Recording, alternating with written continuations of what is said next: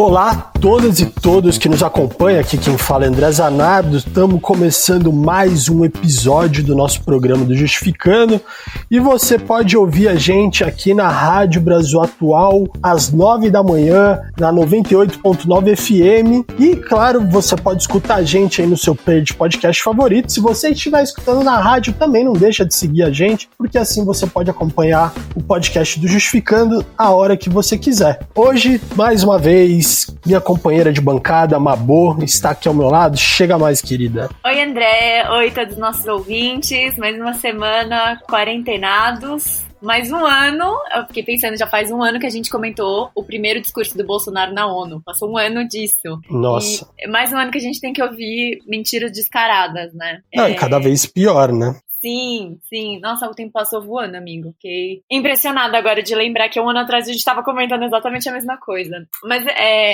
eu queria aproveitar esse gancho do Bolsonaro mentindo na ONU para saber se você assistiu o Dilema das Redes, André. Nossa, eu assisti. E aí, eu assisti o Dilema das Redes. Eu achei um filme muito didático, assim. Eles conseguiram pegar um tema que é muito complexo, é difícil você explicar para uma pessoa. Eles precisaram até fazer uma novelinha, assim, no meio do aquela dramatização, né? Do filme e tal. Em certo momento eu vi muita gente criticando isso e tal, mas eu falei, cara, o tema é tão complexo, eles fizeram tão direitinho que a gente não tem que olhar também a obra filmográfica, assim, mas olhar ao que eles se propuseram fazer, que é mostrar o quanto a gente está na mão das redes sociais. Está na mão de empresas que hoje em dia têm mais poder do que muito Estado-nação aí. Então, acho assim, eu recomendo fortemente, por mais que, assim, para muita gente não vai ser uma grande novidade, é muito bom ter essas ideias concatenadas, assim, de uma forma organizada, e eles fizeram muito bem isso. Eu gostei muito. Você assistiu? Eu assisti, eu concordo com você no sentido de que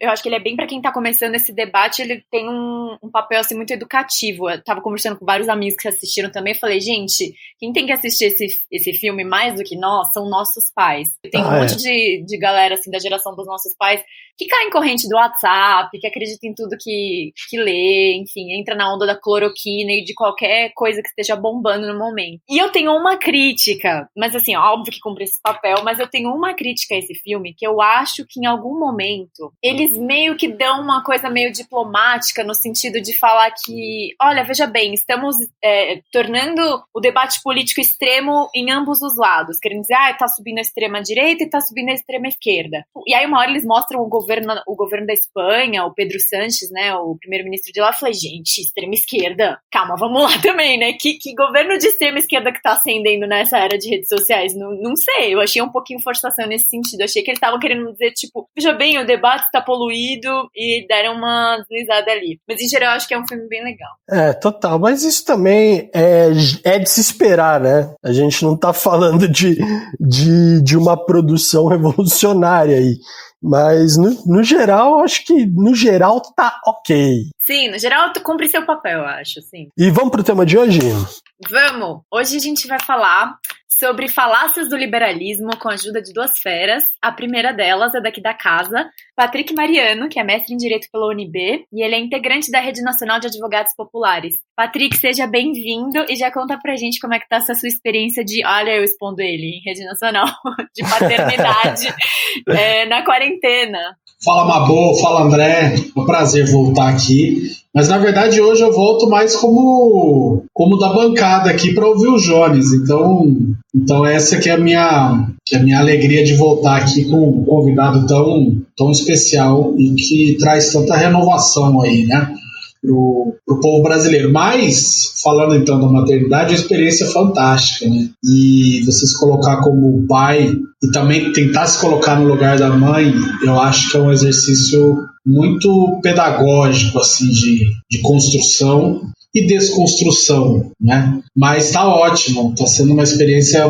fantástica. Só tenho as olheiras um pouco ressaltadas, mas a alegria também é bem grande. Nossa, que maluquice, né? Pensar que seu filho vai olhar pra trás um dia e falar, mano, eu nasci no meio da quarentena, na maior pandemia do século XXI, tipo, que insano ele vai ter isso como o marco do nascimento dele, né? Enfim, maluco, acho que tudo isso que a gente tá vivendo, mas pra essa geração, né, vai demorar pra conhecer todo mundo e... Demorar não, né? Esperar Esperamos. Vai que eu tô sendo alarmista. Vai demorar um pouquinho mais. E hoje a gente tem conosco também o Jones Manuel, que é historiador, professor de história, mestre em serviço social, é comunicador, educador popular e militante do PCB. Vale lembrar também que ele é da podosfera aí, do pessoal do Revolution, uma galera aqui que, no Justificando, a gente tem muita admiração, e é muito bom poder construir esse episódio junto aqui. Seja muito bem-vindo, Jones, casa é sua. Obrigado, meu querido. Agradeço demais o convite, é um prazer estar aqui com vocês. Vamos embora debater um pouquinho mais uma visão crítica da história que a gente precisa muito, particularmente nessa conjuntura brasileira. Com certeza. Maravilha, esse episódio é dedicado ao Murilo, filho de Patrick e Mariano.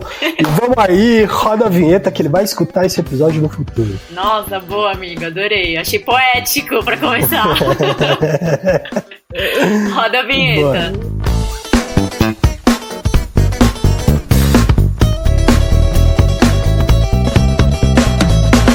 Jones, a gente queria começar, na verdade, falando de você. A gente queria saber, assim, você é um cara que tá muito em alta agora nas redes, já apareceu na Mídia Ninja, já apareceu na Folha de São Paulo. A gente queria saber um pouquinho de você, qual que é a sua trajetória, onde você nasceu, como foi que você conseguiu estudar, como você entrou na militância partidária, se você puder falar um pouco pra gente. Resumidamente, eu sou pernambucano de nascimento, filho de uma migrante rural interior, Dona Elza, minha mãe, que veio morar em Recife 15 anos de idade, e filho também de um pedreiro, Luiz Manuel, falecido há tempo. E eu, enfim, família pobre, mãe solteira, negra, empregada doméstica, retrato do Brasil, né? E aí comecei a trabalhar muito cedo, com 14 anos de idade, tudo nessa vida. Trabalhei como segurança, entregando almoço, trabalhei na praia, vendendo zelador, eletricista. Até eletricista eu trabalhei, que é uma coisa meio impressionante, né? Que eu não faço ideia, enfim, como funciona, mas até com isso eu já trabalhei. E quando eu tinha 18 para 19 anos, graças à influência muito positiva de um amigo de infância, o Júlio César, eu comecei a me interessar mais pelos estudos, descobri o que era a universidade, o que era o vestibular, como é que fazia isso, porque até então eu não sabia. Acabei prestando um vestibular para História na UFPE e para Ciências Sociais na UFRPE. Passei nos dois, decidi fazer História na UFPE. Nesse período, quando entrei na faculdade, eu já conhecia o marxismo por causa do Júlio, que me apresentou. Eu conheci o marxismo numa mistura de dois momentos, né? Através do rap, Shakur, tem uma música que ele cita o Fidel Castro, e aí, enfim, fui depois na Lan House pesquisar quem era o Fidel Castro, e quem era Fidel, Che, Revolução Cubana, marxismo, e o Júlio me explicou o que era mais-valia, né? Porque na época eu trabalhava numa escola privada aqui do Recife, era um trabalho horrível, atrasava salário, a patroa tinha um certo tesão sádico em humilhar os funcionários, eu vivia reclamando com meus amigos do trabalho. Aí um belo dia o Júlio me explicou o que era mais-valia, né? E aí, nas palavras dele, abre aspas, ele disse que ia me explicar porque eu era fudido, fecha aspas. Aí foi quando ele me explicou a mais-valia do Karl Marx. E aí passei a me considerar marxista e aos poucos estudando. Comecei minha militância com um cursinho popular na minha comunidade, a favela da Borborema, por mim e pelo Júlio, caminho, que aí tem até um detalhe biográfico interessante. A Borborema é uma comunidade que fica no centro do Recife, entre dois bairros de classe média, né, entre Boa Viagem e entre Tubal. E aí eu, Júlio e Felipe Bezerra, nós três que somos da mesma geração, éramos amigos, frequentávamos o grupo jovem da Igreja Católica, nós fomos os primeiros da história da Borborema a entrar numa instituição de ensino superior. Então, isso nunca tinha acontecido na história da comunidade. E aí a gente abriu um cursinho popular por 2 anos, conseguimos manter, fez com que mais 30 jovens da Borborema e região conseguissem entrar em instituições públicas de ensino, federal, rural, a estadual e o IFPE. Depois acabou essa iniciativa, eu tentei ser líder da minha associação de moradores. Não deu muito certo, que eu fui ameaçado de morte e me recolher. E aí depois, quando eu comecei a graduação em História, em novembro de 2013, depois de participar ativamente das jornadas de junho, eu decidi militar na UJC, a Juventude do PCB, o Partido Brasileiro, não confio, pelo amor de Deus. E, enfim, tinha uma disposição para comunicação, falar, para escrever, desde muito jovem, que foi potencializada com um período da minha vida em que eu fiz teatro, né? Eu sou um ator frustrado, não descoberto ainda, né? Agora que eu sou amigo do Caetano, tô pensando ele me apresentar pro Wagner Moura e me colocar num próximo filme aí, um Marighella 2, alguma coisa nesse sentido. E aí comecei a trabalhar muito com formação política, com comunicação, tinha um finado blog, depois criei o canal. As coisas foram se desenvolvendo de maneira muito rápida, ao ponto de que o canal começou a fazer certo sucesso. Também fui incorporado ao Revolution no final de 2019 e, enfim, estou aí militando até hoje no PCB, trabalhando com educação popular. Estava trabalhando até ano passado também atuando na área do sindicalismo, só que aí tive que sair do trabalho por causa das minhas obrigações de comunicação, de agitação e propaganda a nível nacional. E aí hoje basicamente atuo na área de educação popular e comunicação, milito também no diversas esferas do movimento negro, dá uma contribuição agora um pouco mais de fora, né, porque eu não estou trabalhando de empregado, não estou em concurso público, e também com a disputa do sindicalismo. Nossa, fantástico, fantástico.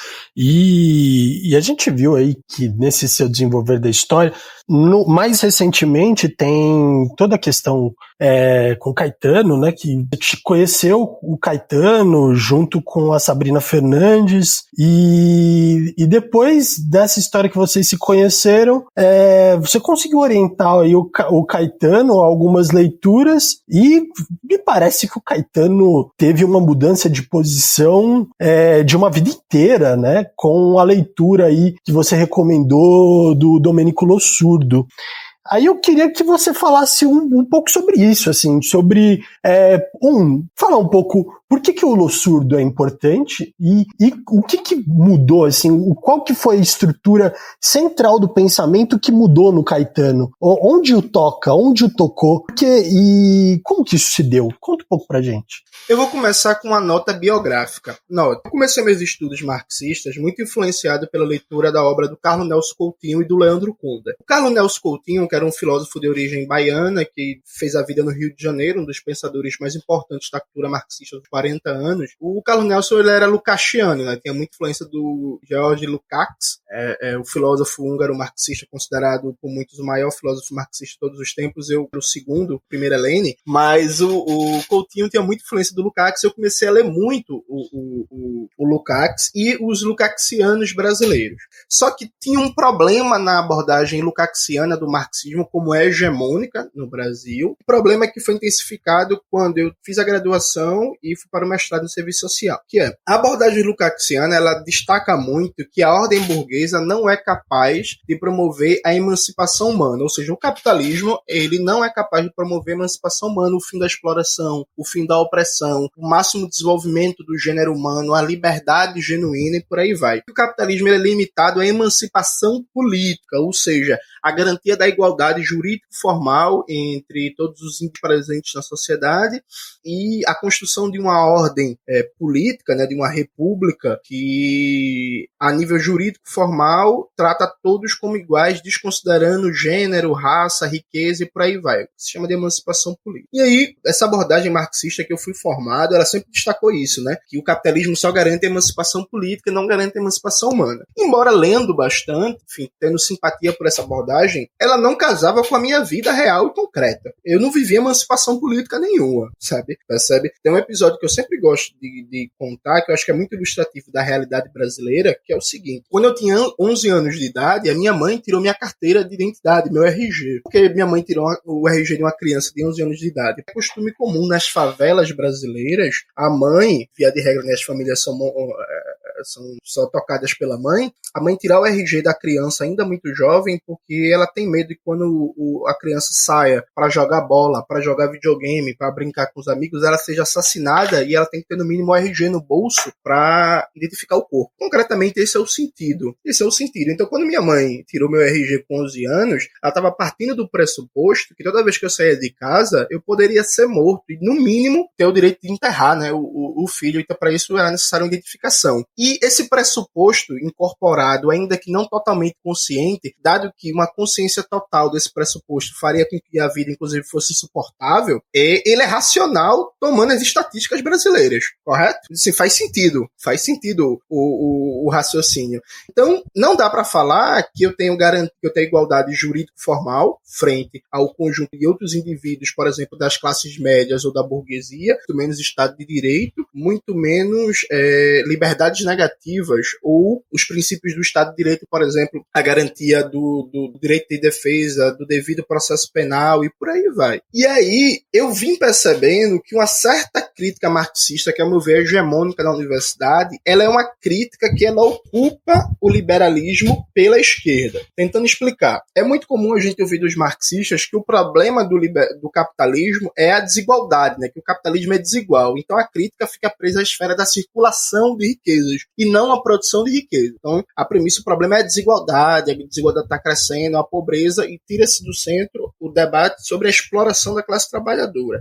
A nível político, essa crítica, o capitalismo não garante uma verdadeira democracia ou uma verdadeira liberdade, é apenas a democracia e a liberdade formal. Essa crítica hegemônica no marxismo acadêmico brasileiro hoje, ela parte do pressuposto que o capitalismo, a democracia burguesa e sua máxima expressão ideológica, que é o liberalismo, realmente garante a igualdade e a liberdade formal. Sendo que isso é falso. Isso é falso na história da modernidade, isso é falso particularmente na periferia do sistema capitalista, no país de capitalismo independente como o Brasil. Então, por que Lossurdo é um cara fantástico? Lossurdo, ele traz de volta para o debate uma tradição do marxismo periférico, uma tradição crítica, que teve uma importância central nos conflitos políticos dos anos 50, 60 e 70. Teve grandes expressões como Aimé Césaire e o seu clássico Discurso sobre o Colonialismo, que foi relançado agora no Brasil pela editora Veneta. Frantz Fanon e seu livro, por exemplo, Os Condenados da Terra, que na época vendeu mais de 2 milhões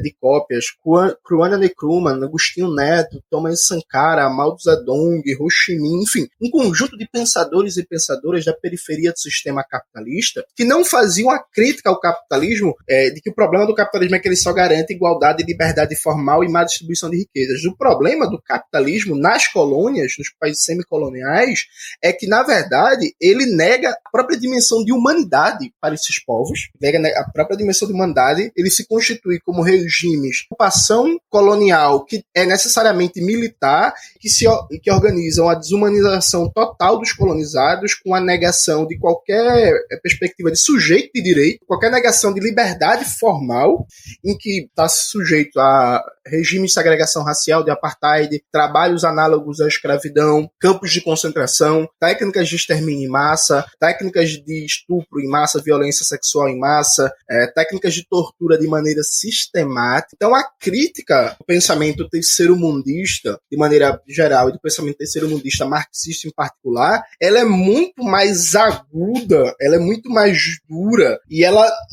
não ocupa pela esquerda uma posição do liberalismo, se dizer assim, o capitalismo realmente ele é democrático, mas o problema é que a democracia é só formal. Ele negrita que o capitalismo e a democracia andam dissociados na realidade histórica do capitalismo.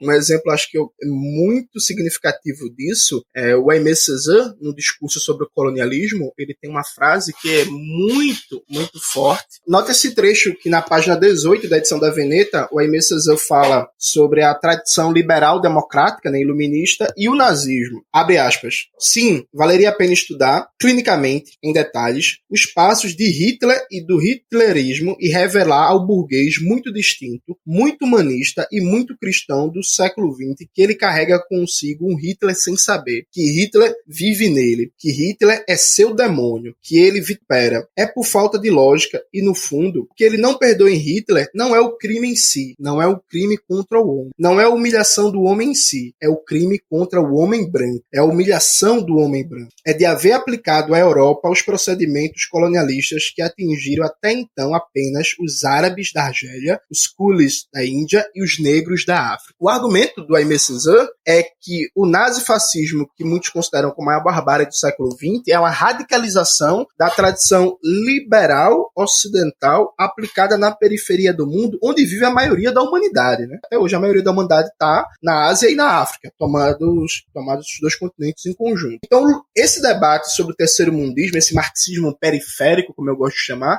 ele foi derrotado, saiu de cena, as pessoas pararam de ler, esqueceram, e os autores dessa tradição, quando foram lidos sob uma perspectiva pós-estruturalista, como é o caso do Fanon, como um crítico cultural, e o Lossurdo, ele recupera essa tradição, faz uma leitura desse marxismo periférico profundamente influenciada pelo domínio da obra hegeliana. Então, o Lossurdo combina uma erudição filosófica incrível, assim, tem trabalhos sobre Hegel, sobre Kant, sobre Nietzsche, enfim, são os principais nomes da filosofia clássica alemã, e não só, são abordados por Lossurdo, e aí, a partir de um denso arcabouço filosófico, recupera essa tradição do marxismo periférico, tinha uma erudição fora do comum, ao ponto de quando ele ia debater a tradição liberal, conseguia fazer um trabalho de fôlego, que era quase que irrefutável, no sentido de que era difícil debater com Lossurdo, porque ele dominava não só os autores liberais que chegaram até a gente, por exemplo, um John Locke ou um Alex Tocqueville, né? Ele debatia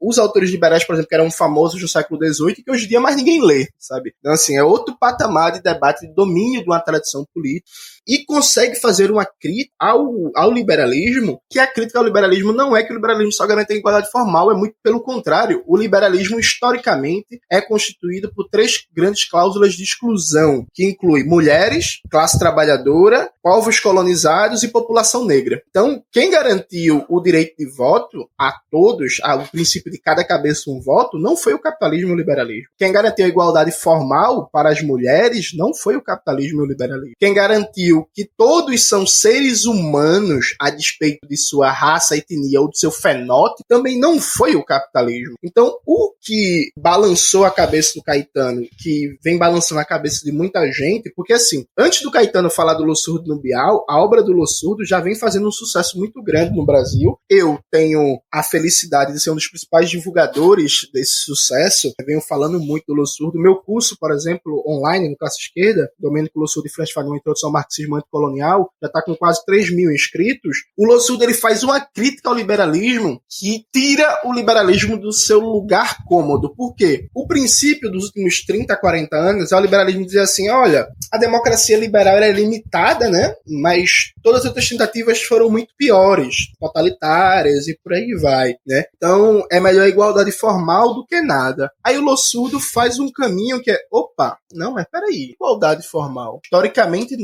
Historicamente vocês são inimigos da igualdade formal. Historicamente vocês são inimigos do verdadeiro universalismo jurídico que considera todos e todas, a despeito de gênero, raça, religião, nacionalidade, seres humanos. Então, ele desfoca essa narrativa hegemônica para fazer uma contra-história da modernidade na perspectiva dos povos periféricos, que me parece, eu já tinha essa impressão e agora eu tive a certeza com toda essa polêmica do Caetano, que nenhum liberal consegue responder. Prova disso foi que eles deslocaram o debate sobre a história do liberalismo e sua relação com a escravidão, com o racismo, com o apartheid e com o processo de exclusão da condição de humano de vastas parcelas da humanidade para um debate sobre Stalin e stalinismo, por incapacidade de entrar no âmago da crítica do Lossurdo e dar uma resposta.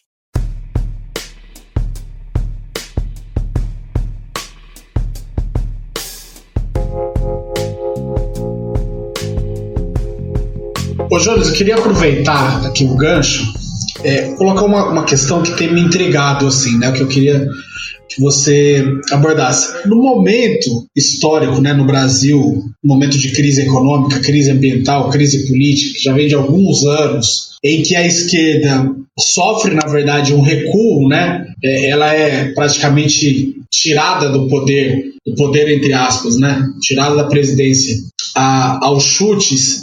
E um pouco antes disso, então, a gente tinha aquela dominância de uma ideia de esquerda um pouco mais palatável, né?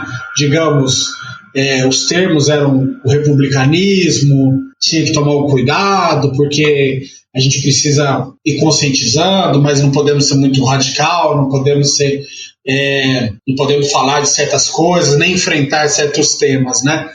Isso boa parte da esquerda institucionalizada que chegou ao poder pelo voto, né? Pela democracia liberal. Então, o que me chama a atenção no seu, não é o seu surgimento, que você já tinha um trabalho, já existia, mas eu falo assim, do ponto de vista de visibilidade que você vem tendo, né? Como que a gente pode explicar isso? Porque assim, no momento em que a esquerda estava mais acanhada, tinha sido derrotada, e você aparece assim, nas redes sociais com um discurso radical de enfrentamento sem meias palavras, digamos, né? E recuperando, então, um pensamento ideológico que foi esquecido, né? Seja por conveniências eleitorais, seja por tentativas de dourar a pílula, né? E aí você aparece, então, isso, chutando o balde mesmo e colocando as coisas como devem ser. Você acha que o momento político atual permite isso? Ou não só permite, como ele exige que a gente, depois dessa experiência que se teve, né? Ele exige que o enfrentamento hoje tenha que ser num nível mais hard mesmo, não só do ponto de vista teórico, quanto do ponto de vista teológico, quanto do ponto de vista de recuperar certas bandeiras, né, que haviam sido esquecidas. Então, queria saber como que você vê isso daí, como que você analisa, então, porque de repente você surge levando coisas que muita gente tinha medo de falar, tinha vergonha de falar, mas que precisavam ser faladas, né? Certo. Veja, tem uma frase do professor João Quartim de Moraes, que é uma ironia que eu acho fantástica. Está num ensaio que todo militante deveria ler, que é Contra a Canonização da Democracia, na revista Crítica Marxista, se não me falha a memória, em 2001, que continua profundamente atual, né? O professor João Quartim, ele fala o seguinte, ele fala assim, olha, nós, comunistas, não temos nada contra o princípio, construir o socialismo de maneira pacífica a partir de resultados eleitorais. Quem tem tem muita coisa contra isso é a burguesia, e toda vez que tem um resultado eleitoral negativo, afoga um país em sangue. Então, eu acho que esse é o princípio da coisa. Note, a história mostra, especialmente na periferia do sistema capitalista, que qualquer projeto, nem precisa nem ser revolucionário, qualquer projeto reformista vai ser, mais cedo ou mais tarde, confrontado de maneira militar pela burguesia interna em aliança com o imperialismo, com a embaixada de Washington. Vai ser vítima de golpes de Estado, de sabotagem, de tentativas de assassinato. Eu sempre chamo a atenção, quando a gente estuda o contexto de Guerra Fria e os golpes militares na América Latina, eu sempre chamo a atenção que o único presidente da América do Sul golpeado foi o Salvador Allende, um presidente socialista. Bom, o Jango não era socialista, sabe? O golpe no Uruguai não foi dado contra o governo socialista. Na Argentina não foi dado contra o governo socialista. Por aí vai. O que nós tivemos na América do Sul e na América Latina de maneira mais geral foram golpes de Estado operados contra governos moderadíssimos. O Jacob Arbenz, na Guatemala, ele era um latifundiário, né? Católico, com certas preocupações sociais. Era um cara que defendia uma reforma agrária não radical, pagando indenização, reforma agrária só em terras improdutivas, que defendia aumentar um pouquinho o investimento em saúde, analfabetismo, sabe? Tipo assim, coisas básicas, civilizatórias, tipo, melhorar um pouquinho a vida do povo, não era tomar o poder, instalar os soviets tropical, nada disso não. O Jacob Arbenz foi derrubado com um golpe de Estado, né? Então, note, isso é fundamental. A burguesia latino-americana, e em particular a burguesia brasileira, ela opera dentro do que o Florestan Fernandes chamava de autocracia burguesa, que é o sistema político que, embora tenha uma fachada constitucional, ele não aceita de verdade que os temas da grande política sejam submetidos à soberania popular mediada pelo voto. Não aceita. O que eu chamo de temas da grande política? Qual vai ser a configuração da propriedade agrária no Brasil? Vai ter reforma agrária? Não vai ter? Qual vai ser a dinâmica destrutiva? Qual vai ser a prioridade da estrutura para a exportação, para o mercado interno? Como é que se configura o espaço urbano e as cidades brasileiras?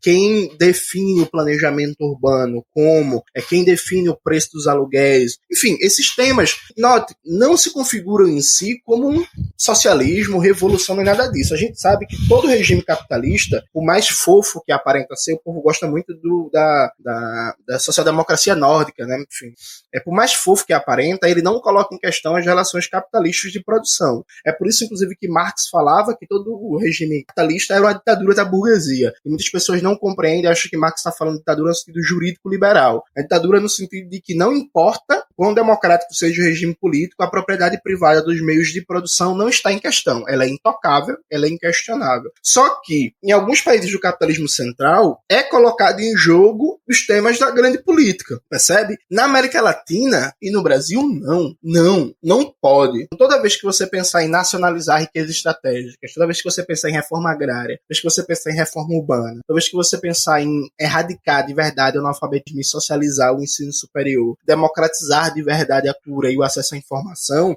isso vai rimar com um golpe de Estado. Então, a primeira coisa veja, negar a realidade não vai mudar ela, sabe? Eu acho que isso é importante. Assim como ficar dizendo assim, não, nós defendemos a democracia, nós defendemos um socialismo democrático, eu também. Pense no negócio que eu gosto da democracia, eu gosto tanto que quero, nunca vi. Mas note, o fato de você proclamar em princípios um socialismo democrático e dizer que você não gosta das experiências do século XX e que você prefere muito mais o Norberto Bobbio do que o Lênin, não vai mudar o fato que a burguesia latino-americana e a burguesia brasileira não vai aceitar um governo reformista. Não vai mudar esse fato. Então, não importa se você gosta muito de Bobbio, se você gosta muito de Habermas, se você tem um tesão assim no John Rawls, se você acha que o Piketty ele revelou o caminho da luz, não importa. A burguesia interna, junto com o imperialismo, não vai aceitar nenhum tipo de caminho reformista. O próprio Darcy Ribeiro, no clássico O Povo Brasileiro, né, o último prefácio, que se não me falha a memória é de 94 a 95, fazia muito sucesso o debate na esquerda marxista sobre a democracia como um valor universal, um debate caneado pelo Carlos Nelson Cultura Central. Darcy Ribeiro ele faz até uma provocação, né, aos marxistas. Naquele momento, Darcy Ribeiro ficou até à esquerda dos marxistas, que ele fez assim, olha, acho muito legal a ideia da democracia como valor universal, socialismo como reafirmação da democracia e tal, mas aqui na América Latina, né, no Brasil, a burguesia não aceitou nem tímidos governos reformistas, como o segundo governo Vargas e o governo João Goulart, que foram derrubados. Como é que fica isso, sabe? Então, assim, essa é a primeira coisa. Eu acho que a gente tem que encarar a realidade. Há um colonialismo cultural que é constitutivo da esquerda brasileira, pensa que está em Oslo, que pensa que está em Amsterdã, que pensa que está em Paris, né? Eu lembro que quando o Haddad foi derrotado na Paulo, saiu uma matéria na Carta Capital dizendo que Haddad seria considerado um ótimo prefeito em Amsterdã. Ok, vá para Amsterdã, mas aqui estamos no Brasil, a dinâmica é diferente, a dinâmica da periferia do sistema capitalista é diferente. Essa é a primeira.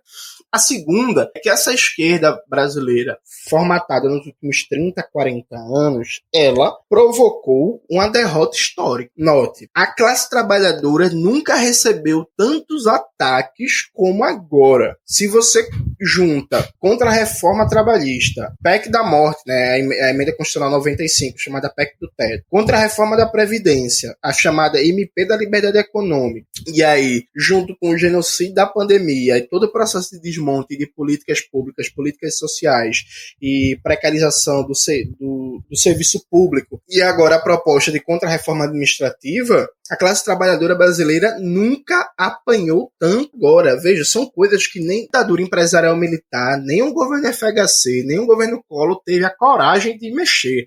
A CLT, por exemplo, a ditadura militar não teve coragem de mexer. O governo FHC fez de tudo para desmontar a CLT e não conseguiu. O governo Temer conseguiu, assim, como uma brincadeira, né? Comprou meia dúzia de bandido no Congresso e tá, junto com o apoio dos monopólios de mídia e das entidades empresariais, e o negócio está resolvido. O próprio golpe contra a presidenta Dilma, assim, né, vamos combinar, gente. Muito legal, quem gosta de debater aí que a presidenta Dilma era honesta, era isso, era aquilo, enfim, destacar suas qualidades, seus predicados, nada contra. Agora, vamos combinar que o golpe no Brasil foi ridículo. A forma rápida, fácil como se venceu aquilo foi ridículo, sabe? A gente tá falando de um país continental que é dono das maiores reservas de petróleo do mundo. Então, os Estados Unidos, para tomar o petróleo do Iraque, teve que invadir e destruir o país.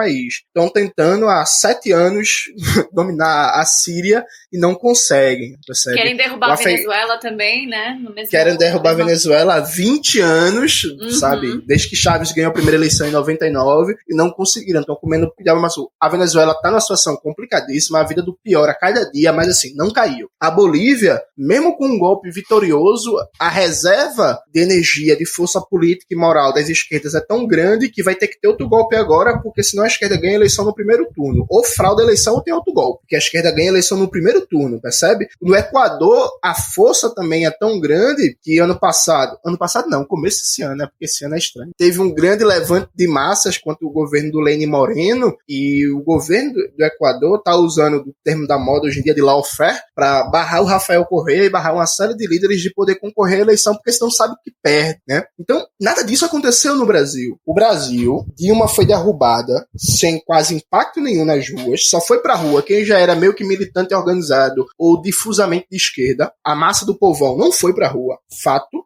Lula foi preso, também não aconteceu nada de muito impacto na rua, assim, tranquilo. Lula foi tirado da eleição de 2018, também não aconteceu nada na rua, assim, tranquilo, muito pelo contrário, sabe? O próprio PT dizia que eleição sem Lula é fraude e depois concorreu à eleição sem problema. O cara foi proibido da entrevista numa manobra claramente ilegal e também não aconteceu nada.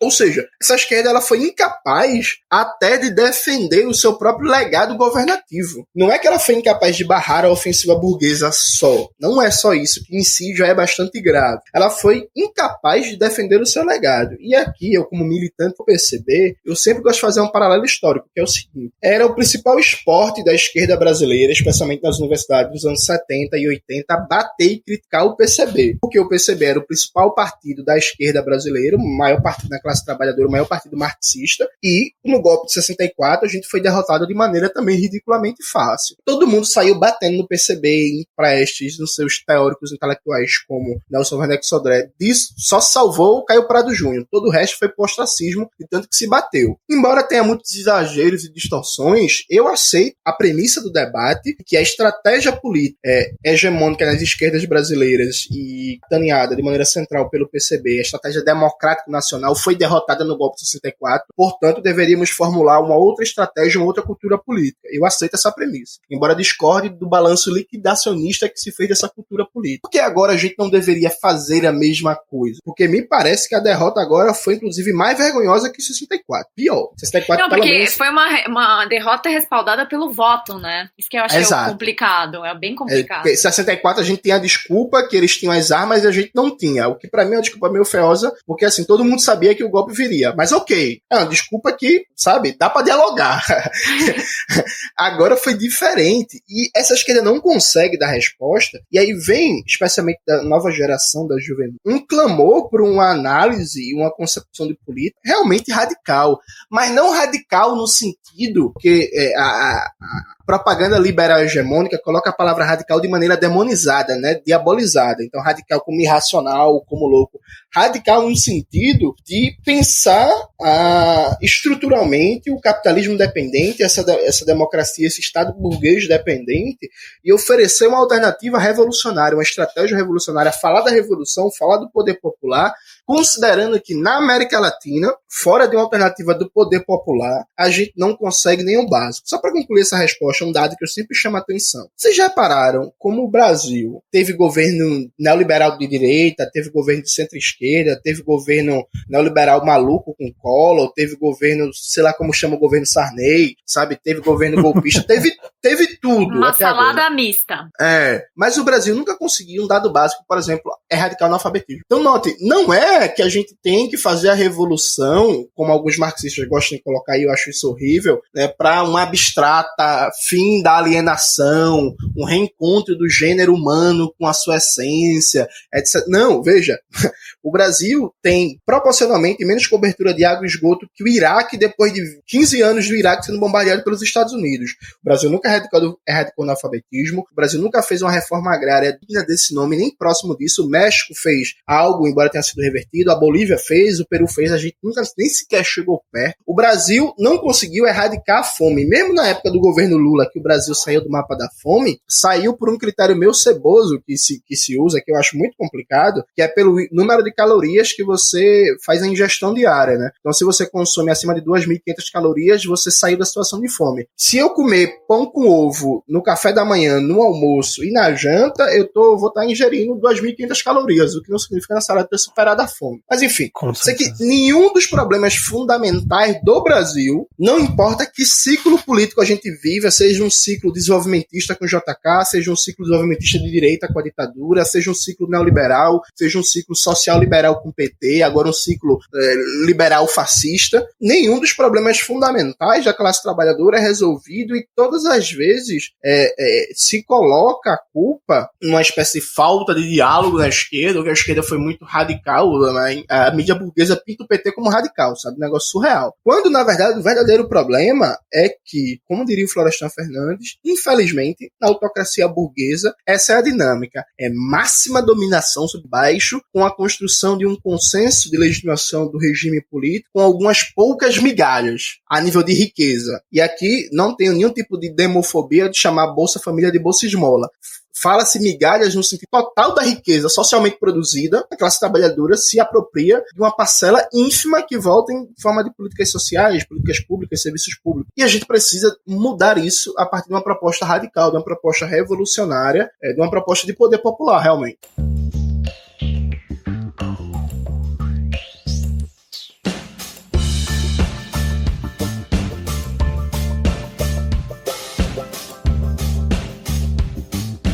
Ô, Jones, posso fazer uma pergunta? Aproveitando que você falou de uma proposta radical. Então, as tentativas de promover uma superação do modelo liberal via voto na América Latina, como você fez o histórico aqui, não vão para frente, são boicotadas.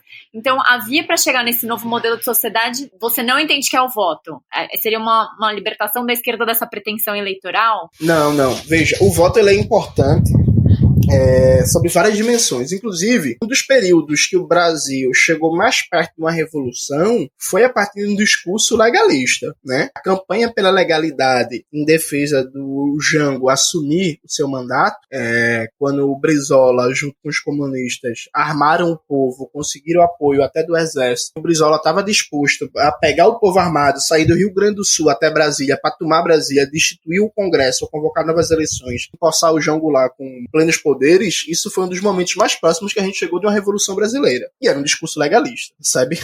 Assim como o processo de avanço do nível de consciência e de organização da classe trabalhadora na Venezuela se deu a partir da eleição do Hugo Chávez. Então eu não descarto o uso da esfera eleitoral e da esfera legal, muito pelo contrário. Eu sou militante de um partido, o PCB, que concorre às eleições, embora não coloque prioridade como sua essência de existir, né, a disputa eleitoral, mas que disputa a eleição. Eu mesmo, inclusive, o partido conversou comigo para disputar a eleição esse ano, a gente entrou num consenso que não seria o mais adequado, mas enfim, em algum momento da minha vida eu devo disputar uma eleição sem problema. 2026 estamos aí ganhando e começa a revolução, mas o X da questão é usar a tática eleitoral dentro de uma estratégia revolucionária. Isso é possível. E um dos melhores pensadores marxistas que falou isso, por incrível que pareça, alguns podem surpreender, foi o Ernesto Che Guevara. Che Guevara, ele era um crítico a descartar, por princípio, a participação eleitoral. Ele era um crítico a descartar, por princípio. Isso está, inclusive, bem registrado no livro lançado pela Expressão Popular, organizado pelo Eder Sader, Che Guevara, Pensamento Político. É uma antologia com textos de Che Guevara. Tem um texto lá que eu não vou lembrar o nome, estou até olhando aqui para minha estante para ver se eu visualizo o livro, mas Che Guevara Política, achei. Vou lembrar o nome do texto agora, do nosso amigo Che.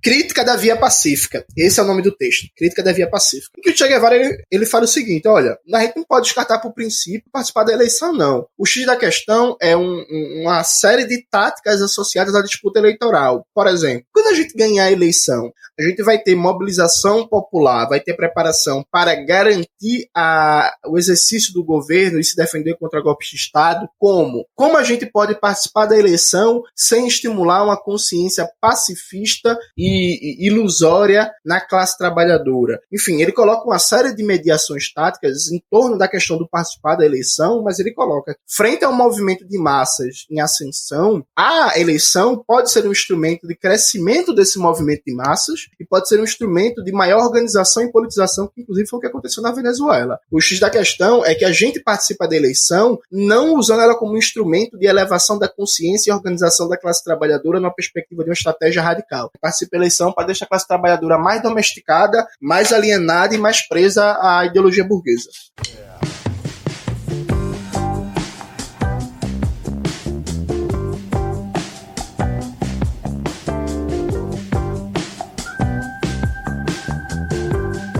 Já aproveitando esse gancho que você fez com o livro do Che, e eu sei que também o Lo Surdo aborda um pouco essa questão, como que você vê a questão da não violência nessa luta, seja nessa luta, nesse processo revolucionário, ou num processo de defesa de um Estado de esquerda que está prosperando?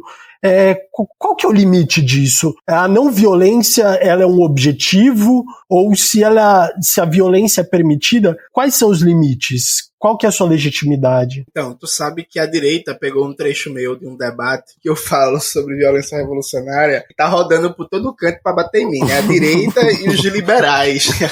Então eu falo que Fidel era profundamente humanista, mas comandou um governo que praticou alguns fuzilamentos contra revolucionários. Então rodando por aí pra dizer que eu defendo fuzilar quem pensa diferente de mim. Mas aqui o público do Justificando não é desses. Muito bom. A gente Até, entende. inclusive, o Olavo de Carvalho ontem falou que eu defendo que fascistas não são humanos e que devem ser fuzilados. Eu não vou dizer nada, né? Mas me veio aquele meme na mente. Quem disse é ele. Errado não tá, mas vamos lá. Não, mas primeiro de tudo, que quem fala de fuzilar inimigo é o presidente, né? Começar por aí, mas tudo bem. Quem pega em armas são eles, né? Os caras são atiradores e tudo mais. E quem é fuzilado todo dia os nossos, né? Porque, assim, com certeza. Os líderes políticos que são assassinados no Brasil não é a galera da direita, não é a galera do PSDB. Eu nunca vi um líder do PSDB ser assassinado. Agora eu vi Marielle, eu vi Chico Mendes, eu vi Dorothy Steng, eu vejo os militantes do MST, eu vi Eldorado dos Carajás e por aí vai. Mas não, qual é a questão pra mim? Existem 3 premissas, eu vou tentar ser mais rápido porque eu demoro muito respondendo. Primeira questão, historicamente, os comunistas são os principais defensores da paz.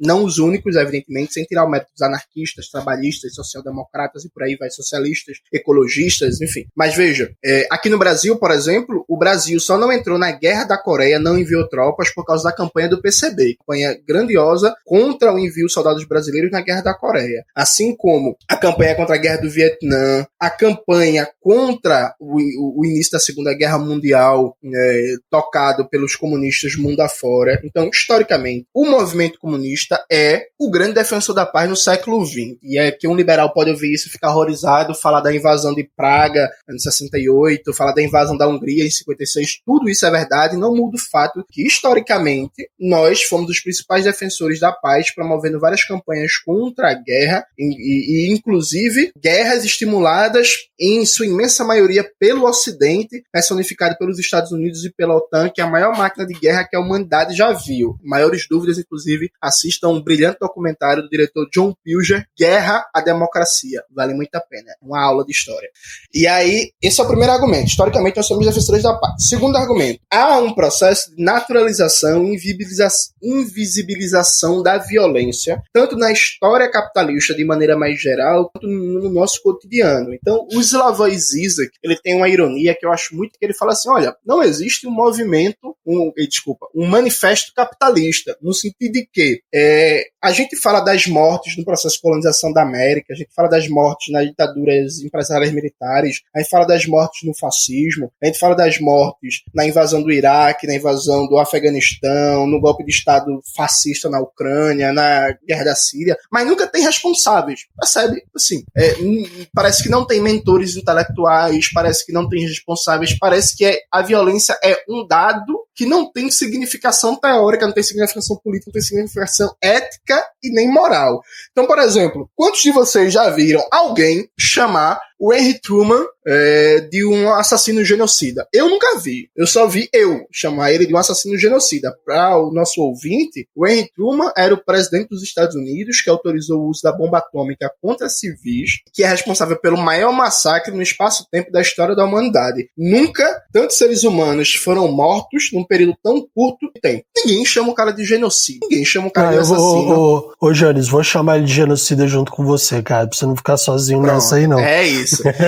E ninguém tira um derivado teórico desse fato, que significa um sistema político permitir e naturalizar um presidente autorizar o uso de armas atômicas contra uma população civil. Isso diz alguma coisa sobre esse sistema político ou não? Sabe? Então há um processo de invisibilização da violência, ao ponto de que vários liberais de esquerda e direita, e aí Folha de São Paulo, Estadão, The Intercept, entra tudo aí, Já falaram que eu sou violento, porque num vídeo do meu canal e em várias intervenções, eu digo que eu defendo abertamente a violência revolucionária. E aí as pessoas ficam horrorizadas dizendo que eu defendo a violência porque política não pode ter violência. E aí fazem uma malícia, que é muito parecida com a malícia que a Hannah Arendt fazia, só que evidentemente que a Hannah Arendt fazia com qualidade, né? Não é essa vulgaridade que existe hoje em dia aí no jornalismo. Que é o seguinte, a Hannah Arendt, ela define que política é, por essência, o diálogo entre iguais, mediado pela palavra, que a violência é a negação da política. Ok, bonito conceito, maravilhoso. Inclusive,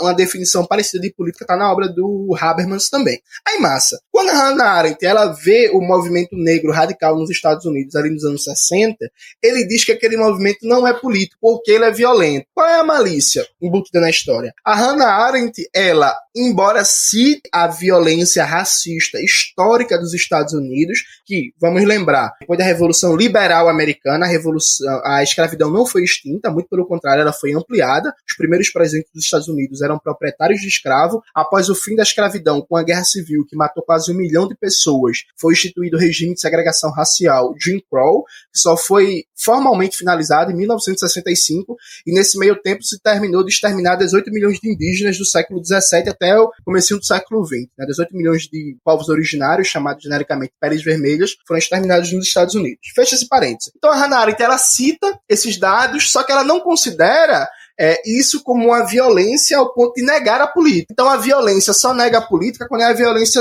do oprimido, do de baixo. Então quando essas pessoas se chocam, quando a gente debate violência revolucionária, elas se chocam partindo do pressuposto que não existe um significado teórico. O fato de eu conseguir lembrar de cabeça o nome de uns 30 amigos que cresceram comigo, que foram assassinados. O fato que não tem significação teórica, que todo dia no Rio de Janeiro tem uma criança sendo assassinada, tem um trabalhador, uma trabalhadora, tem um jovem sendo assassinado, ou que o governador do Rio de Janeiro sobe de um helicóptero e manda bala de cima e não acontece nada. Ou então, né, já que é justificando, aqui debate muito a situação carcerária no Brasil, ou então o fato que o Brasil é a terceira maior população carcerária do mundo e cerca de 30% dessas pessoas encarceradas não passaram nem sequer por julgamento, estão em prisão provisória de maneira ilegal, sabe? E os que passaram por julgamentos são julgamentos, enfim, bem questionáveis, né? Na lisura do julgamento, direito de ampla defesa e por aí vai. Então isso não tem significado teórico, percebe? O que eu acho? Eu acho, e aí enfim, algum liberal vai dar um corte nisso depois, mas pode dar. Eu, tal qual Malcolm X, defendo que a classe trabalhadora tem que usar de qualquer meio necessário contra o inimigo da sua existência e da sua vida. Então, todo meio que a classe trabalhadora tiver que usar, ela deve usar, e aí, como diria o poeta Leminski, né, paus, pedras, poemas e outras cositas más. E os em posição de dominação política não têm posição de legitimidade ético-moral para abrir a boca para falar em violência quando esse país foi construído e se reproduz na base de um genocídio permanente, primeiro e fundamentalmente contra os povos originários e depois de maneira continuada contra a população negra. Tem um verso do grupo Inquérito na música Eu Só Peço a Deus que eu acho genial, que ele diz mais ou menos assim: Bandeirantes, Anhanguera, Raposo Castelo, são heróis ou algoz, vai ver o que eles fizeram. Tá, o nome desses caras nas estradas é cruel, é o mesmo que rodovia Hitler em Israel. Então, um país que é formado pelo genocídio, que louva os símbolos desse genocídio como heróis nacionais, né, como diria racionais também, na terra onde o herói matou 1 milhão de índios, e que convive tranquilamente com um número que varia entre 40 a 50 mil assassinados todos os anos, sua maioria jovens, sua maioria pretos, sua maioria favelados. Percebe? Agora, no uso da violência revolucionária, existem limites éticos. Posso te dar um exemplo significativo. O Exército de Libertação Popular da China, durante a Segunda Guerra Mundial, os soldados eram proibidos de A. praticar estupros, 2. praticar tortura, 3. violar cadáveres. Então, um exército mata o inimigo, óbvio e evidente. É constitutiva da guerra o fenômeno da violência. Só que o Exército Popular do Povo da China, dirigido pelo Partido Comunista, tinha princípios éticos que o exército japonês não tinha. Ele não praticava violência sexual, ele não praticava tortura, ele não violava túmulos que dentro da cultura, né, enfim, asiática de maneira maneira mais geral, a violação de túmulos é uma ofensa muito grave, não só à memória do morto, da família. Evidentemente, alguém pode falar assim, Jones, mas você quer dizer que o exército chinês comunista não praticou violência sexual, não praticou tortura? Deve ter praticado, não duvido. O que eu estou dizendo é que era proibido e que isso era uma orientação, isso era trabalhado politicamente e, inclusive, trabalhado penalmente. Então, nós temos limites éticos. E aí, quando eu disse no vídeo que está rolando por aí, que eu disse que Fidel era profundamente humanista, e a direita enlouqueceu, porque eu falei que Fidel era profundamente humanista, porque eu falei em fuzilamentos, veja, Cuba só tem pena de morte. Cuba é cercada, é vítima do maior bloqueio econômico da história da humanidade, é cercada, e a maior potência militar da história da humanidade, coloca como tarefa central da sua política externa derrubar o governo cubano. A despeito dessa situação, Cuba se criou uma cultura política anti-violência policial, anti-violência das forças de segurança e repressão do Estado contra o conjunto da população, a tal ponto que Cuba deve ser, quem já foi em Cuba pode comprovar isso, o país mais tranquilo da América do Sul para você passear na rua. Eu já fui, eu posso confirmar, é muito de boa de passear, é muito boa. Cuba não é o lugar que você vai sair e vai ter medo de apanhar da polícia. Você vai sair e vai ter medo de uma bala perdida. Você vai sair e vai ter medo de um caveirão matando alguém. Um helicóptero dando rajada numa favela, sabe? Só para concluir essa resposta, tem até um fato curioso. Eu tenho um amigo meu, Pedro Guerreiro, que foi estudar medicina lá em Cuba, né? E aí um cubano muito curioso chegou para ele e perguntou se o Brasil tinha uma guerra civil, quero entender a guerra civil brasileira. Aí o Pedro Guerreiro falou assim, não, o Brasil não tem guerra civil, não. É porque essa questão aí do tiroteio, né, da violência urbana, da polícia com traficantes, não sei o que. O cara fez assim, não, mas vocês não têm morte todo dia? Aí outro dia eu vi uma reportagem que no Rio de Janeiro matou uma criança. Foi. Mas se vocês têm violência todo dia, tem gente morrendo todo dia, tem tiroteio todo dia, como é que isso não é guerra civil? A realidade do cubano é tão diferente, tão mais humanizada que a nossa, que para eles é difícil compreender como um país que todo santo dia as forças do Estado estão matando e outras pessoas estão matando outras pessoas de maneira violenta, de maneira ininterrupta, como um país desse não está em guerra civil, percebe? Então eu acho que sim, nós temos que usar todos os meios necessários, inclusive a violência revolucionária. Defendo mesmo, quem estiver achando ruim, vá brigar com o Fanon, vá brigar com o Malcolm X, vá reclamar lá, se agarre com a Hannah Arendt, que é outro departamento, não é comigo, mas defendo limites éticos. Quando eu disse que eu sou profundamente pacifista, eu até brinquei, as pessoas ficaram irritadas, que eu nessa entrevista que eu dei pra Casa de Cultura, eu falei assim, não, eu sou tão pacifista que eu não gosto de MMA. Aí a direita ficou tirando onda com isso, mas é verdade, eu não gosto de violência, não gosto de MMA, embora artes marciais, não gosto de briga, não gosto nada disso. Agora, eu estudo a história. E na história, quem é violento não é a gente, quem é violento são os dominadores. O Johnny já falou bastante disso aqui, de, enfim, quem é que produz a violência e tal, que a gente tem acho que uma fachada da democracia liberal como um regime não violento, mas que também produz uma quantidade absurda de mortes que a gente deixa de lado. Em relação a uma outra polêmica que eu queria entrar, existe essa equiparação muito comum hoje em dia do nazismo com o stalinismo, que acho que também é fruto da definição de totalitarismo da Hannah Arendt, enfim. Aí eu queria saber como você rejeita essa equiparação, Johnny, que eu acho que é uma coisa importante pra gente teorizar nesse momento, porque, sei lá, na internet as pessoas falam cada abobrinha e eu acho que você, como historiador, pode contribuir pra gente fazer a distinção. Dá pra responder, assim, rapidinho? Rapidinho é difícil, mas vamos lá. Eu vou desenvolver aqui de maneira sintética argumentos que estão presentes no artigo para uma crítica da categoria totalitarismo do Domênico Lussurdo, publicado na revista Crítica Marxista, e também no livro Stalin, uma história crítica de uma lenda negra, do Domênico Lussurdo, foi no Brasil publicado pela editora Rivan. Existem três... um argumento também que também está desenvolvido no meu livro, que está em venda no site da Autonomia Literária, meu livro junto com Gabriel Landi, que é Raça, Classe e Revolução, a luta pelo poder popular nos Estados Unidos. A gente faz uma crítica à visão do totalitarismo de Hannah Arendt. Então, existem três elementos aqui. Primeiro elemento, a Hannah Arendt ela não conhecia de história russa e de história soviética. Quem leu As Origens do Totalitarismo percebe claramente uma desigualdade de qualidade de abordagem. Hannah Arendt conhecia com profundidade a Alemanha. Os comentários dela sobre a Alemanha e sobre o regime nazista são úteis, têm alguma utilidade analítica, só que os comentários dela sobre a União Soviética, via de regra, são comparativos depois de ela argumentar longamente sobre a Alemanha nazista, em que é como se ela desenvolvesse uma lógica de argumentação que é assim: a Alemanha nazista é isso,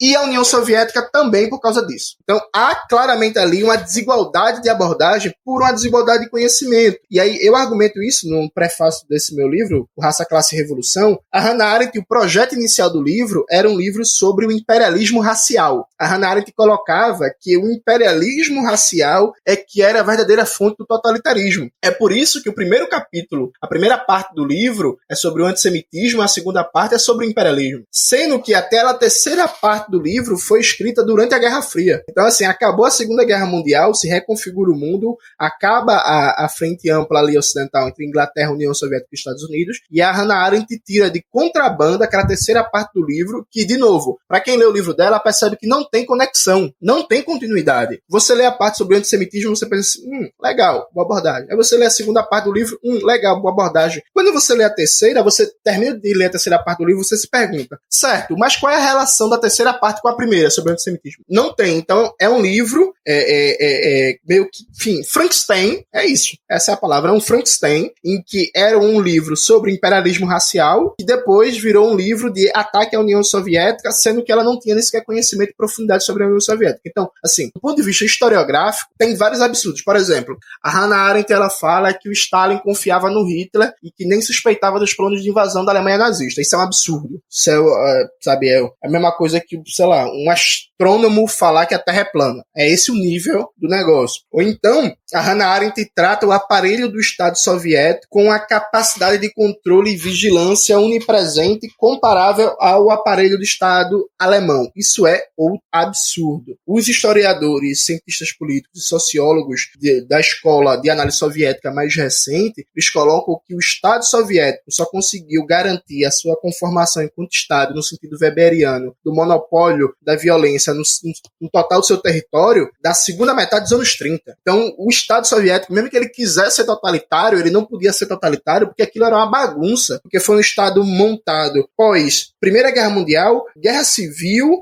e que foi incorporando uma série de regiões e que, só para vocês terem uma ideia, não se tinha escrita, não se tinha luz elétrica, não se tinha linhas de ferro, não se tinha nem sequer meios de comunicação. Como é que vai se garantir um ordenamento burocrático de cumprimento de ordens, sabe? Sim, mesmo que Stalin acordou um dia, coçou o bigode, acendeu o cachimbo e fez, vou ser totalitário, vou aqui tentar controlar tudo e todos, reprimir, sabe? Não tinha aparelho de Estado para isso. Um segundo elemento é que, na comparação do totalitarismo, se faz um recalque, e aqui é uma contribuição fundamental do Domênico Lossurdo, que trouxe isso de volta para o debate, se faz um recalque da questão racial e da questão colonial. Porque quando você coloca em tela a questão racial e colonial, o livro do Hannah Arendt é destruído. Eu até, enfim, tive a pretensão, talvez alguém ache arrogante ou muito ousado, em que eu coloquei que quando você coloca em tela a questão racial e a questão colonial, as 600 e tantas páginas do livro da Hannah Arendt, elas não se sustentam de pé. Por exemplo, a Alemanha nazista, como a gente sabe, era um regime de supremacia racial, que defendia a supremacia racial. Isso foi constitucionalizado, foi colocado no arcabouço jurídico e nas práticas de poder. A União Soviética era uma experiência histórica que vinha de uma tradição anticolonial, já colocada ali na Revolução Russa, que foi o primeiro país do mundo a criminalizar o racismo, e aí sem entrar no mérito se criminalizar é bom ou não, mas o fato é que foi o primeiro país do mundo a criminalizar o racismo,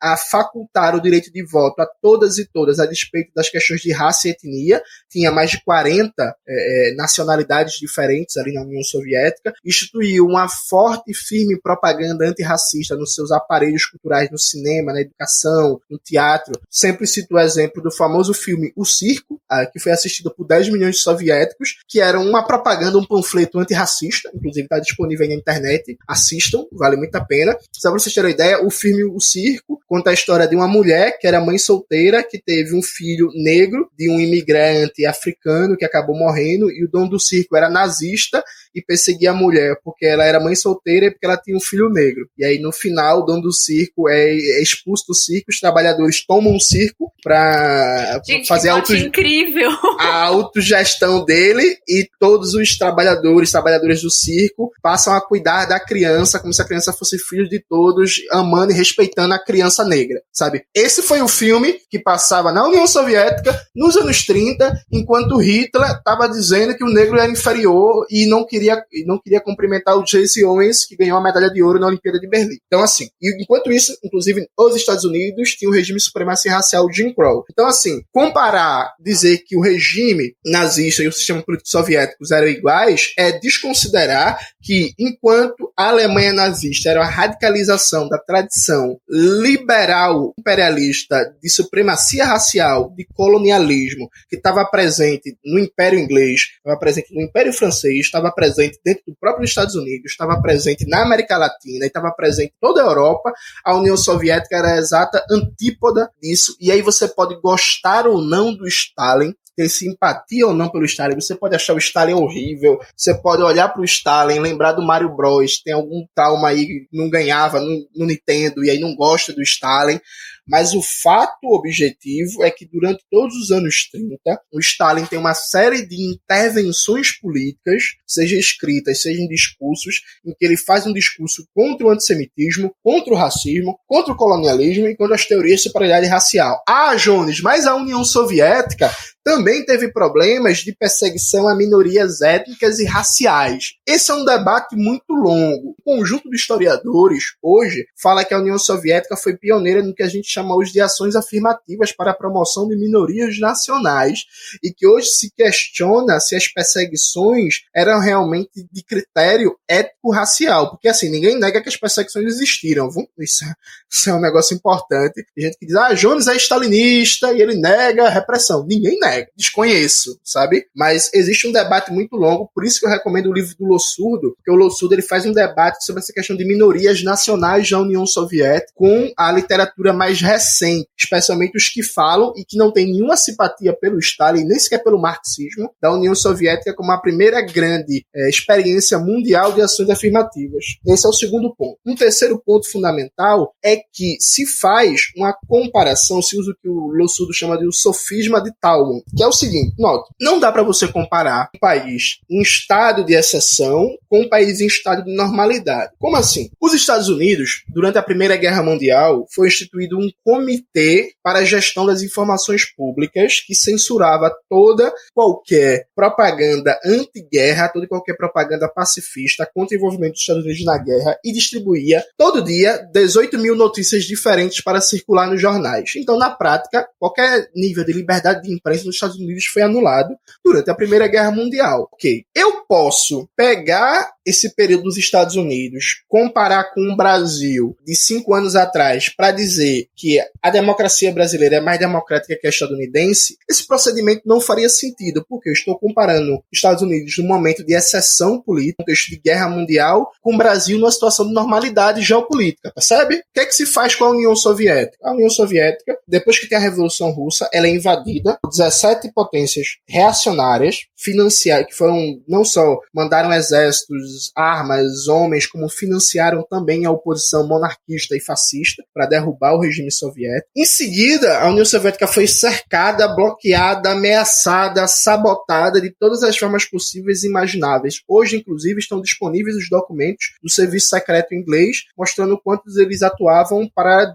desestabilizar a indústria soviética. Tal sorte que a União Soviética nunca conseguiu viver sobre uma situação, pelo menos até o final da Segunda Guerra Mundial, sobre uma situação de normalidade geopolítica. Ela viveu em constante estado de guerra. Julgar um país país em estado de guerra com um país que adota medidas ultra-repressivas como elemento, garantir fundamentalmente a dominação de uma classe a nível interno e não a sua segurança geopolítica, é você fazer uma falsa comparação, percebe? Então, na entrevista que eu dei para a Folha de São Paulo, que foi cortada, e agora eu peguei o áudio original no Revolu Show, eu faço até uma comparação. Eu digo assim, olha, os Estados Unidos, quando aconteceu o ataque ao World Trade Center, eles adotaram um ato patriótico, né? Limitando de maneira brutal as liberdades civis no país. Pois bem, os Estados Unidos usaram como justificativa para limitar as liberdades civis a suposta ameaça de uma série de fundamentalistas de AK-47 e lançamísseis soviéticos dos anos 70 no deserto do Oriente Médio. A Venezuela, que é ameaçada pela maior potência militar da história da humanidade, ela também usa como justificativa para algumas restrições da liberdade a ameaça dos Estados Unidos. Porque, no caso dos Estados Unidos, o país não é chamado de ditadura, nem se questiona a legitimidade dessas medidas de exceção, e na Venezuela, sim. Isso não significa legitimar as medidas de exceção, isso significa que existe uma dialética entre segurança geopolítica e liberdade interna. O primeiro grande pensador a formular isso foi o Hegel. Então, o Hegel, quando ele vai analisar as diferenças de rumo da Revolução Francesa e da Revolução Americana, a resposta do Hegel, para explicar, por exemplo, o terror jacobino, um dos elementos, é que enquanto a França estava cercada por rivais na geopolítica e foi invadido por um conjunto de estados, os Estados Unidos não tinha nenhum rival regional à altura, estava protegido pelo Oceano Atlântico e pelo Oceano Pacífico, o que fez com que eles tivessem uma segurança geopolítica, qual os revolucionários franceses nunca desfrutaram. Ou seja, a categoria de totalitarismo ela desconsidera as condições geopolíticas concretas, em que a Alemanha não era um país ameaçado, não era um país cercado, não era um país invadido, que suas medidas repressivas eram fruto da ideologia, era elemento intrínseco daquele programa político da classe burguesa gerida, operada pelo Partido Nazista. Já a União Soviética era um país cercado, ameaçado, agredido, em que todas as potências ocidentais fizeram de todo o possível e inimaginável para jogar a Alemanha nazista só contra a União Soviética. Nessa diferença de situação geopolítica, você colocar no mesmo plano as medidas repressivas significa você ignorar a geopolítica. Por causa desses três elementos centrais, que é a categoria de totalitarismo, e a comparação, a igualação, na verdade, entre a União Soviética e a Alemanha nazista, não se sustenta. Para mim, do ponto de vista político-ideológico, não do ponto de vista do funcionamento concreto do regime político, mas do ponto de vista político-ideológico, se você quer igualar a Alemanha nazista com algum país, você tem que igualar com os Estados Unidos. Até porque o Adolf Hitler, o Goebbels, o Himmels e todos os teóricos nazistas, mais de uma vez, falaram que o grande exemplo deles para a solução final era o extermínio dos povos originários nos Estados Unidos, e o grande exemplo de separação das raças, de supremacia racial, era o regime de white supremacy dos Estados Unidos. Jones, muitíssimo obrigada pela aula hoje. Eu tô observando aqui as informações, muita coisa pra gente absorver, mas assim, eu adorei o debate, agradeço demais a sua presença, e eu acho que você tem que vir mais vezes. É isso, botar fogo aqui nesse programa. Eu que agradeço, foi muito bom. Eu falei tanto que minha garganta tá até seca. Tadinho, toma água, pelo amor de Deus. Eu peço desculpas, inclusive, por ter falado demais. Imagina. Como vocês viram, eu me empolgo. Agradeço muito o convite e estou à disposição para outros momentos que quiserem, só chamar que estamos às ordens. Com certeza vamos fazer mais coisa junto, e queria agradecer também então o Patrick aí que participou, trouxe aí uma pergunta pra gente. Uma provocação super pertinente. E queria pedir pro Jones, deixa pro pessoal que ouve o podcast, tipo, as suas redes, o seu canal, se divulga. Então, é tudo com o meu nome, Jones Manuel, e aqui é importante, não é Jonas, não é Jonathan, é Jones, Jones, Manuel também com O, também não é Manuel, é Manuel. E aí tá tudo lá, o Instagram é com meu nome, o Face, o Twitter. Não me sigam no Twitter, vão logo pro Instagram, que eu quero sair do Twitter, aquele lugar é horrível, não tem muita diversão não. O Instagram é mais divertido. Não tem pai. O Instagram você, faz uma live, se diverte, dá uma biscoitada, posta uma foto lá, e o Twitter nem isso pode fazer. Além disso, eu tenho também o canal no YouTube, com o meu nome, em que eu lanço vídeos semanais, debatendo vários temas. Participo do podcast Revolu Show. Quem não conhece, escutem. Eu não sei quando esse episódio vai ao ar, mas provavelmente quando ele for ao ar, meu site já vai estar no ar. Então vai ter um site reunindo todos os meus textos, entrevistas, materiais e por aí vai, que vai ser com meu nome também, jonesmanuel.com. E no site da Autonomia Literária está em venda tanto Revolução Africana, uma ontologia do pensamento marxista, livro que foi lançado ano passado, e o livro novo, que é o Raça, Classe e Revolução, a luta pelo poder popular nos Estados Unidos. Confiram lá, por favor, comprem, que a gente precisa pagar o leite das crianças. E eu acho, é isso. E leiam Lênin, leiam Lossurdo, e leiam Fanon. E eu tenho um curso, curso online também no Classe Esquerda, que é Domênico Lossurdo e Franz Fanon, uma introdução ao marxismo anticolonial. Confiram lá o Classe Esquerda, que tem vários cursos online muito bons. Inclusive, o meu amigo Eribaldo Maia está lançando um curso agora sobre o pensamento de Hegel, que vale muito a pena também conferir. Show de bola. Mas, boa, já aproveita e deixa a sua rede também. É @Mari Boujikian, Boujikian, esse nome super fácil. É isso, Mari Boujikian, me acha. O meu vocês acham por @André_Zanardo, e isso no Instagram, @André_Zanardo. E é isso, gente. As redes do Justificando vocês já conhecem, acho tudo por Justificando, ou no Instagram e no Twitter aí por @Justificando. Gente, muito obrigado por escutar a gente. A gente teve um episódio aí no nosso podcast, uma versão mais estendida. Espero que tenham aproveitado. Não é sempre que a gente recebe aí Jones Manuel com muita propriedade, muito assunto, e queremos mais. É isso. Então a gente se vê na próxima semana. Aquele abraço. Tchau.